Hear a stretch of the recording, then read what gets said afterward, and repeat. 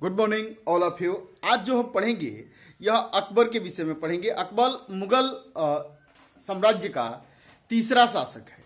पहला शासक मुगल वंश का संस्थापक हम लोगों ने पढ़ा था पिछली क्लासों में, बाबर था। उसके बाद से हमने देखा कि बाबर का पुत्र हुमायूं 1530 ईस्वी में गद्दी पर बैठता है और 1530 से लेकर 1540 ईस्वी तक वह लगातार राज्य करता है। पुनः उससे मुगल साम्राज्य की गद्दी को शेर शाह सूरी जो है छीन लेता है। उसके बाद से दिल्ली पर सूर सत्ता 1540 से लेकर 1555 तक राज्य करती है। पुनः हुमायूं सरहिंद के युद्ध में विजय प्राप्त करता है और दिल्ली और आगरा पर अधिकार कर लेता है और भारत का बादशाह बनता है। लेकिन लंबे दिनों तक हुमायूं जीवित नहीं रह पाता है। जो है दिल्ली के पुरानी किला के पुस्तकालय की सीढ़ियों से गिरने के बाद उसकी मृत्यु हो जाती है 1556 ईस्वी में। उसकी मृत्यु के बाद हमने देखा, पुनः शुरू किया जो तीसरी क्लास थी, हमने पढ़ा अकबर के विषय में। अकबर जो है यह मुगल वंश का या भारत का कहें तो ये महान सम्राटों में से एक है। तो अकबर पे हम लोगों ने 3 क्लासें की हैं। इसके पहले 2 क्लास हुआ है। जो भी स्टूडेंट इस चैनल पर नए होंगे वो पहले अकबर से संबंधित प्रथम क्लास देखेंगे, उसके बाद से द्वितीय, उसके बाद से तृतीय क्लास देखेंगे, भाग 3 देखेंगे, भाग 1, भाग 2 और भाग 3 क्लासें अकबर से संबंधित है। पहली क्लास थी जिसमें हमने अकबर का परिचय देखा था कि कब जन्म हुआ, कहाँ जन्म हुआ, उसकी माता का नाम क्या था, पिता का नाम क्या था, क्या उसके साथ विशेष थे, कौन कौन से पत्रकार उसके दरबार में चित्रकार उसके दरबार में रहते थे, कौन कौन से विद्वानों का संरक्षक, इन सारी विषयों पर हमने प्रथम क्लास में पढ़ी। द्वितीय क्लास जो अकबर से संबंधित था, तो द्वितीय क्लास में हमने अकबर द्वारा साम्राज्य विस्तार कैसे किया जा रहा है, किस क्षेत्र को अकबर कब जीतता है, इसके विषय में पढ़ा। और आज हम अकबर से संबंधित कुछ कार्यों के विषय में पढ़ेंगे कि अकबर ने कौन कौन से सुधार कार्य किए और उससे संबंधित कुछ महत्वपूर्ण बातें जो एग्जाम परीक्षा की दृष्टि से काफी महत्वपूर्ण है, उस पर प्रकाश डालेंगे। अब यहां देखते हैं अकबर द्वारा किए गए महत्वपूर्ण कार्य। अब अकबर अपने जीवन में कौन कौन से महत्वपूर्ण कार्य करता है, ये देखें, जो आपके लिए विशेष इसलिए महत्व है क्योंकि आपसे एग्जामों में यहां से प्रश्न पूछे जाते हैं। अब देखें, पहला प्रश्न पूछा जाता है कि अकबर ने दास प्रथा की समाप्ति कब की, तो 1562 ईस्वी में अकबर ने दास प्रथा की समाप्ति कर दी। आपने देखा था कि 1556 से लेकर 1560 ईस्वी तक अकबर का जो समय था वह किस तरह से था, तो वह अकबर बैरम खां के अधीन राज्य कर रहा था। क्लियर। उसके वजह से 60 से लेकर 62 का जो पीरियड था, यह अकबर किसके अधीन रहा उस समय, तो हरम दल के अधीन रहा, अपनी माता महम अमंगा के अधीन रहा। ज्यादातर अकबर ने इस समय में जो है अपना कौशल है, जो उसकी क्षमता है, उसे नहीं दिखाया है। लेकिन जैसे ही 1562 में हरम दल पर्दा प्रथा से के शासन से मुक्त होता है अकबर क्या करता है कि दास प्रथा को प्रतिबंधित कर देता है। लेकिन ये दास प्रथा आगे भी चलती रहेगी क्योंकि अकबर जिन क्षेत्रों पर अधिकार रखा उस क्षेत्रों में तो वह बंद करने में सफल रहा, लेकिन भारत के अन्य क्षेत्रों में दास व्यवस्था चलती रही। उसके बाद देखेंगे हम कि अन्य क्षेत्रों में दास व्यवस्था, लेकिन अब जब यूरोपियों का शासन होता है और भारत का जो है गवर्नर जनरल ऑफ इंडिया बनता है एलनबरो 1843 में, यह पूरी तरह से भारत से दास व्यवस्था को प्रतिबंधित कर देता है। क्लियर हुआ। अब आगे देखेंगे हम कि 1563 तीर्थ यात्रा कर समाप्त कर दिया। ये तीर्थ यात्रा कर क्या था कि जो मुस्लिम शासक थे हिंदुओं से तीर्थ यात्रा कर लेते थे। जैसे आपको यदि कुंभ स्नान करने जाना है तो ज्यादातर आप जाएंगे, अपने धर्म के लोगों से मिलेंगे, आपके धर्म का भी विकास होगा। तो इस धार्मिक कट्टरता की वजह से जो मुस्लिम शासक होते थे वो क्या करते थे कि आपके धार्मिक स्थलों पर टैक्स लगा देते थे। जैसे मान लीजिए कि आप इलाहाबाद पहुंचते हैं, बाहर ही आपसे टैक्स वसूल किया जाता था।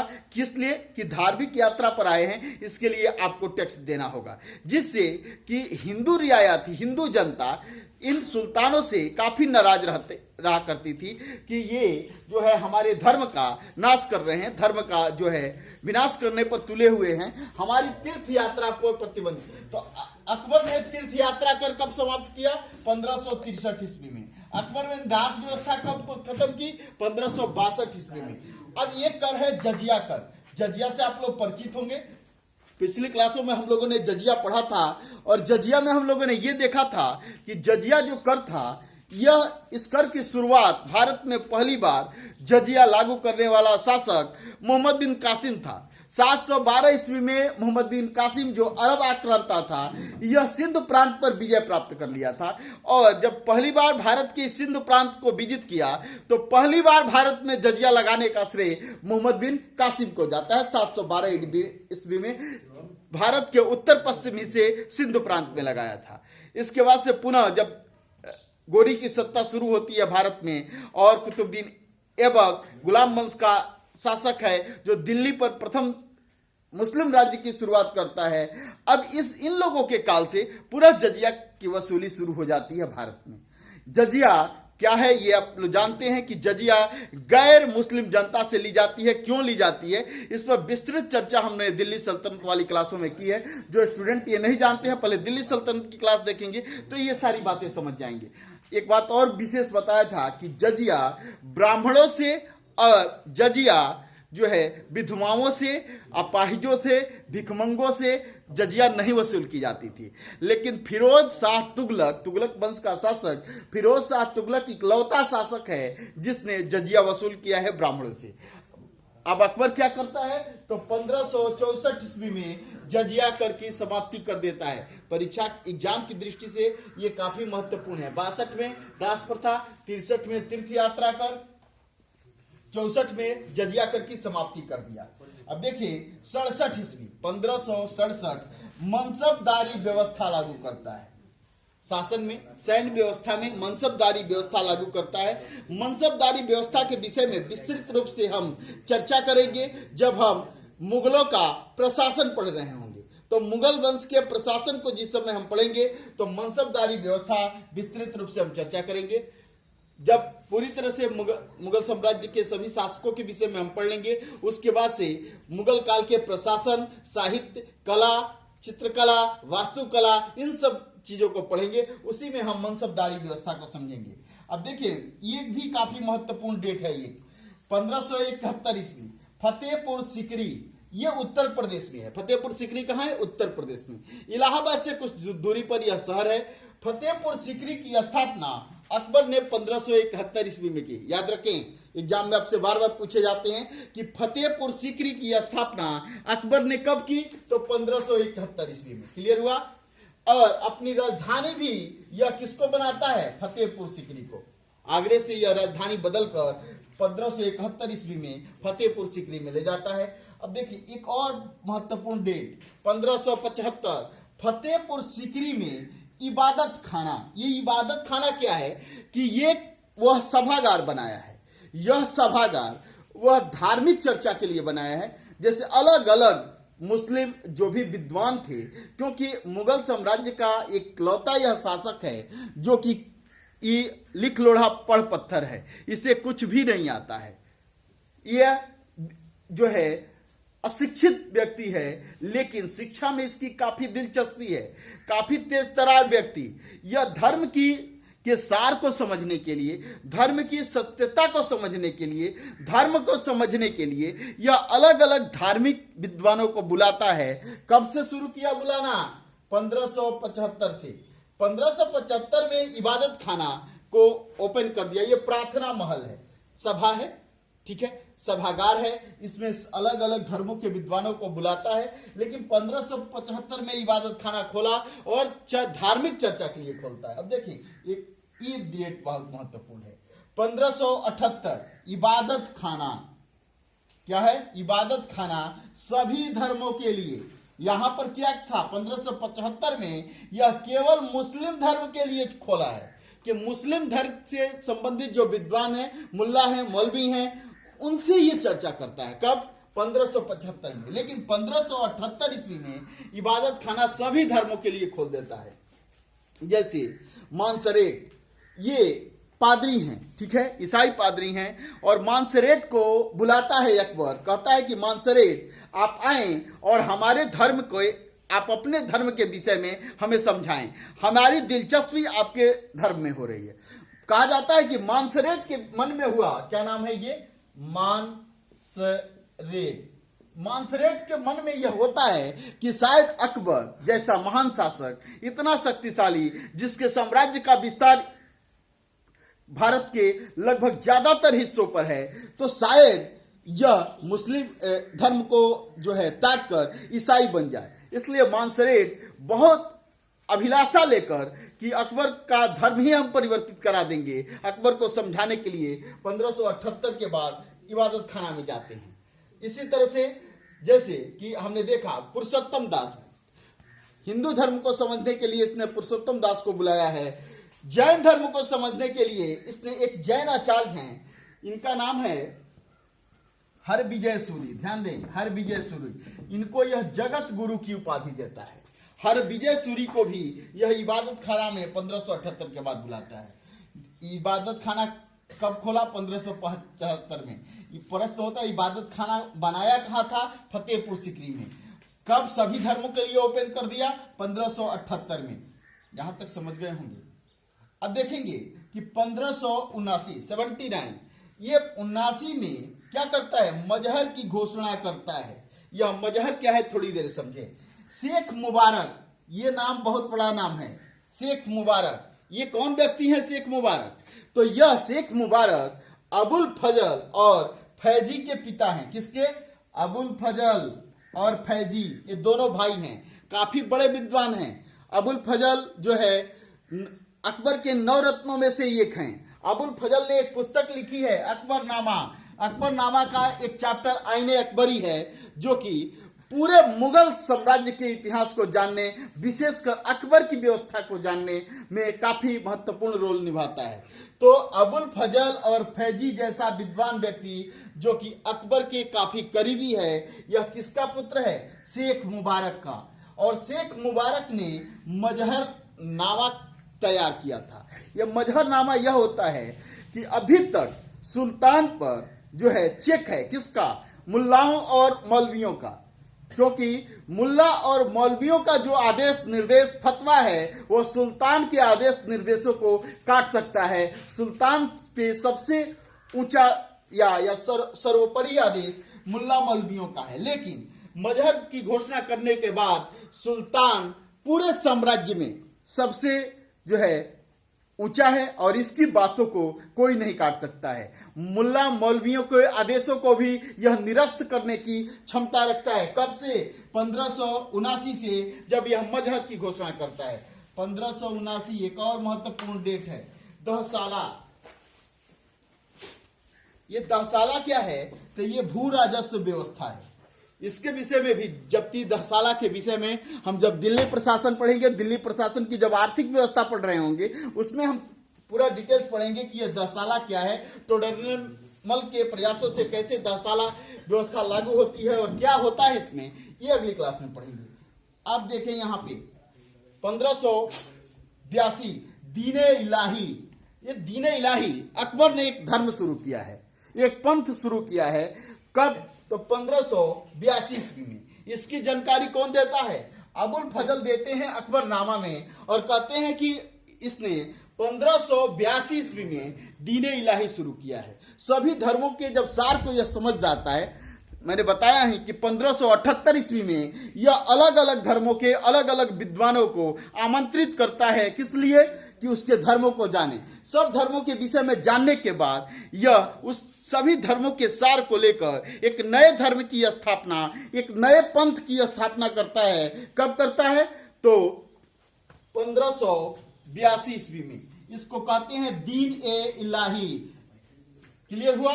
1580 ईस्वी में इसने अपने साम्राज्य को 12 सूबों में बांट दिया है। याद रखें, अकबर के साम्राज्य में कितने सूबे थे? 12। ये कब जानकारी मिलती है? 1580 ईस्वी में। 1583 ईस्वी में इसने इलाही संबत दीन इलाही के तौर पर ही इलाही संबत शुरू करता है 1583 में। अब एक बार इसे रिपीट करते हैं, ध्यान से सुने। 1562 दास व्यवस्था की समाप्ति, 1563 तीर्थ यात्रा कर की समाप्ति, 1564 जजिया कर की समाप्ति, 1567 ईस्वी मनसबदारी व्यवस्था लागू करता है, 1571 फतेहपुर सीकरी की स्थापना करता है और फतेहपुर सीकरी को अपनी राजधानी बनाता है। 1575 फतेहपुर सीकरी में इबादत खाने की स्थापना, 1578 इबादत खाना सभी धर्मों के लिए ओपन करता है, 1579 मजहर की घोषणा करता है। मजहर तैयार कौन करता है? शेख मुबारक कौन है? अबुल फजल और फैजी के पिता हैं। 1579 दहसाला प्रणाली लागू करता है टोडरमल के प्रयासों से। 1582 दीन इलाही की शुरुआत करता है। 1580 जो है यह अपने साम्राज्य को 12 सूबों 12 प्रांतों में बांटता है। 1583 इलाही संबत शुरू करता है। यहां तक मुझे विश्वास है कि आप लोगों को याद हुआ होगा बहुत सारी चीजें। अब यहां देखते हैं झरोखा दर्शन। आपसे प्रश्न पूछता है कि झरोखा दर्शन यानी सुल्तान जनता को दर्शन देने के लिए खिड़की पर आता है। तो झरोखा दर्शन की शुरुआत किसने की? अकबर ने। दाग एवं हुलिया व्यवस्था, ये देखें, ये महत्वपूर्ण चीज है। दाग एवं हुलिया व्यवस्था याद होगा, खिलजी वंश का शासक अलाउद्दीन खिलजी ने दाग और हुलिया प्रथा की शुरुआत की थी। शेर शाह के समय में यह व्यवस्था जारी रही। पुनः शेर शाह के बाद यह व्यवस्था पतन की तरफ बढ़ी, लेकिन मुगल सम्राट अकबर ने अपनी सैन्य व्यवस्था को मजबूत करने के लिए दाग, घोड़े को दागना, हुलिया सैनिकों की जो है पहचान लेना, तो दाग और हुलिया व्यवस्था किसने लागू किया है? अकबर ने। इतिहास में पहली बार किसने लागू किया था? खिलजी वंश का शासक अलाउद्दीन खिलजी ने। बहु विवाह, बाल विवाह, सती प्रथा को अकबर प्रतिबंधित कर दिया है, लेकिन पूरी तरह से नहीं। अकबर का साम्राज्य जहां तक फैला है उसी क्षेत्र में, अकबर के साम्राज्य से बाहर भी भारत का बहुत सारा क्षेत्र था जहां ये व्यवस्था प्रतिबंधित नहीं थी। लुक छुप कर ये व्यवस्था होती रही। लेकिन हम देखेंगे कि आगे जैसे कि राजा राम मोहन राय के प्रयासों से 1829 ईस्वी में लॉर्ड विलियम बेटिंग द्वारा एक कानून बनाकर का एक्ट 17 के तहत पूरी तरह से सती प्रथा को प्रतिबंधित कर दिया जाएगा।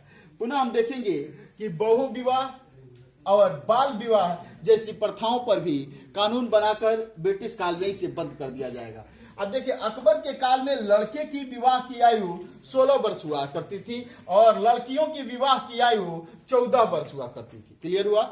अब देखें, एक अकबर के काल में जैसे इतिहास में ये जो वेश्यावृत्ति का जो व्यवसाय है यह लंबे समय तक से चला रहा है। मौर्य काल में भी यह वेश्यावृत्ति का व्यवसाय हुआ करता था। मौर्य काल में तो अशोक ने इस क्षेत्र से टैक्स भी वसूल किया। इसी तरह से हम विजयनगर साम्राज्य को देखते हैं। यहाँ पर भी एक व्यवस्थित जो है ये व्यवस्था चल रही थी। इस व्यवस्था में कई सारे, जहां भी नगर और व्यापार का विकास होगा इसके साथ साथ ये व्यवस्था डेवलप हो जाती है। बात समझ गए कि जहां नगर और शहरों का विकास होता है तो ये व्यवस्था डेवलप होती है। अकबर ने इन जो भी वेश्याएं थी उन्हें कहा कि आप नगर से बाहर रहेंगे और इस क्षेत्र को नाम दिया गया शैतानपुरी। क्या नाम दिया गया? शैतानपुरी। अब देखिए, गुजरात विजय याद होगा, इसके पिछली क्लास में अकबर से संबंधित भाग 2 वाली क्लास में हमने पूरे विजय समझाया था और बताया था कि गुजरात विजय अकबर ने कब किया। इसे यह अकबर का द्रुतगामी अभियान था। गुजरात विजय के उपलक्ष्य में बुलंद दरवाजा का निर्माण करता है अकबर। कहां पे? फतेहपुर सीकरी में। कब? 1575 में। क्लियर हुआ? बुलंद दरवाजा कहां बनवाया अकबर ने? तो फतेहपुर सीकरी में। कब? 1575 में। किसकी याद में? तो गुजरात विजय की याद में। गुजरात विजय करने में अकबर को जो है काफी मेहनत करनी पड़ी थी। इसी के उपलक्ष्य में, इस पर सफलता पाने के उपलक्ष्य में इसने बुलंद दरवाजा निर्माण किया है।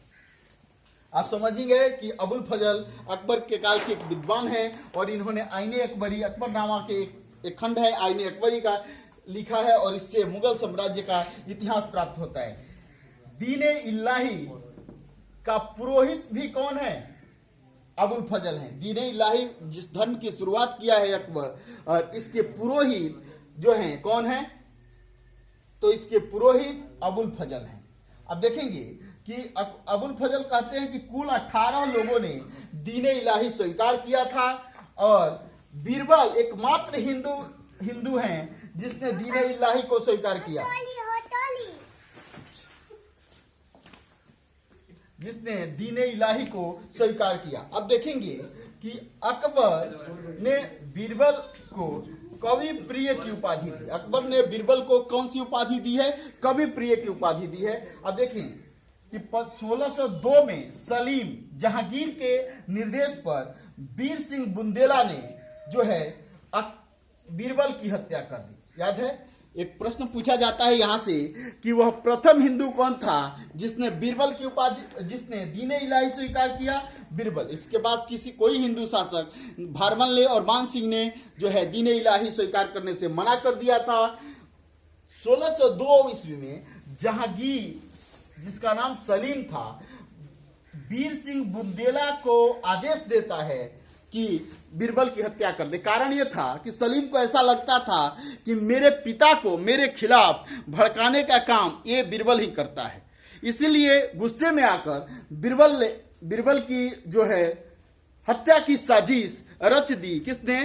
तो सलीम ने, सलीम यानी जहांगीर ने, और वीर सिंह बुंदेला से इसकी हत्या करा देता है बीरबल की। बीरबल की हत्या होने के बाद अकबर काफी सदमे में आता है और कहा जाता है कि इतना दुखी हुआ कि कहीं ना कहीं इसकी मृत्यु में यह सदमा भी महत्वपूर्ण रोल निभाता है। अकबर ने एक अनुवाद विभाग की स्थापना की है। अनुवाद विभाग क्या? कि इस विभाग द्वारा जो है पुस्तकों का अनुवाद किया जाता था, जैसे धार्मिक पुस्तकें जो भी थी, जैसे वेद, कुरान, उसके बाद से आप देखते हैं कि रामायण, महाभारत, पंचतंत्र जैसे पुस्तकों का अनुवाद हुआ। रामायण और महाभारत, यहां से प्रश्न ज्यादा पूछे जाते हैं कि महाभारत का फारसी अनुवाद किसने किया है? तो ये फारसी अनुवाद किया है, इसका नाम है रजमनामा, और इसका अनुवाद किए हैं बदायूनी और शेख सुल्तान। महाभारत और रामायण का अनुवाद बदायूनी और शेख सुल्तान ने किया और महाभारत का नाम रखा रजनामा। फारसी में रजनामा का अर्थ होता है युद्ध वाली पुस्तक। जिस पुस्तक में युद्धों के विषय में चर्चा की गई हो उसे रजमनामा कहते हैं। अब्दुल रहीम खान खाना, ये भी काफी महत्वपूर्ण व्यक्ति हैं। तुजुक ए बाबरी, हमने पढ़ा था कि तुजुक ए बाबरी पुस्तक का लेखक ये बाबर स्वयं है। बाबर की यह आत्मकथा है और यह पुस्तक तुर्की भाषा में लिखी गई है। तुर्की भाषा में लिखी गई इस पुस्तक का अनुवाद अब्दुल रहीम खान खाना ने किया है फारसी में। याद रखेंगे। अकबर ने सीरी कलम की उपाधि किसको दी है? अब्दुल समद को। ये क्या है? चित्रकार हैं अकबर।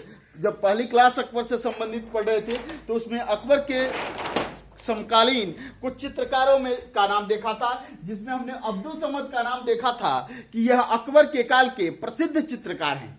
इसके बाद से जड़ी कलम की उपाधि इसने मोहम्मद हुसैन काश्मीरी को दिया। किसने? जड़ी अकबर की उपाधि मोहम्मद हुसैन काश्मीरी को दिया। सलीम चिश्ती इसी के समकालीन हैं। सूफी संत सलीम चिश्ती इसके समकालीन हैं और चिश्तिया कहा जाता है कि इसको पुत्र की प्राप्ति नहीं हो रही थी। लंबे शादी हुए, इसके लंबे दिन हो गए और इसको कोई एक भी पुत्र, इसके गद्दी का कोई बारिश नहीं दिख रहा था। तो यह सलीम चिश्तिया की दरगाह पर पैदल जाता है, न जूता पहनता न चप्पल पहनता, लंबी यात्रा कर सलीम चिश्तिया से मिलता है और कहा जाता है कि सलीम चिश्तिया के आशीर्वाद से ही अकबर को सलीम की प्राप्ति हुई, एक पुत्र की प्राप्ति हुई और सलीम चिश्तिया से ही प्रभावित होकर अपने पुत्र जहांगीर का नाम सलीम रखा था। सलीम जब बड़ा हुआ तो जहांगीर के नाम से गद्दी पर बैठता है। इसके बाद से हरविजय सूरी, यह जैन संत हैं, इन्हें जगत गुरु की उपाधि देता है। आज हम लोगों ने लगभग इन 3 क्लासों में हमने अकबर का इतिहास पूर्ण कर लिया है। अकबर से संबंधित आपके कोई भी प्रश्न नहीं छूटेंगे। बाकी जो चीजें हैं जैसे आप मनसबदारी व्यवस्था, जब्ती प्रणाली, या आपने दहसल जो है ये देखा कि दहसाला पद्धति, इन सारी बातों, कौन कौन से इसने वास्तुकला के क्षेत्र में क्या परिवर्तन किए हैं, सैन्य व्यवस्था में क्या परिवर्तन किए हैं, इसके विषय में हम जो पढ़ेंगे, जब मुगल साम्राज्य के इन सभी शासकों के विषय में हम पढ़ लेंगे उसके बाद से हम मुगल प्रशासन पढ़ेंगे और मुगल प्रशासन में भू राजस्व व्यवस्था में हम जो पढ़ेंगे वो पढ़ेंगे दहसाला पद्धति, सैन्य व्यवस्था में मनसबदारी व्यवस्था, इन सब की जानकारी हम अगली क्लास में लेंगे। दैट्स ऑल, थैंक यू, धन्यवाद।